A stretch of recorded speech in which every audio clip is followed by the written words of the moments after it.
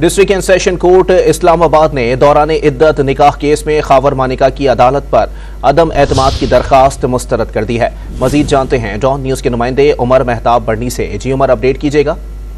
जी बिल्कुल, इस्लामाबाद की मकामी अदालत ने बानी पीटीआई और बुशरा बीबी की इद्दत में निकाह केस में सजा के खिलाफ अपीलों में खावर मानिका की अदालत पर अदम एतमाद की दरख्वास्त मुस्तरद कर दी है।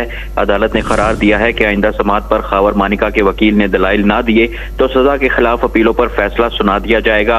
आज डिस्ट्रिक्ट एंड सेशंस जज शाहरुख अर्जमन ने दौरान इद्दत निकाह केस में सजा के खिलाफ अपीलों पर समात की।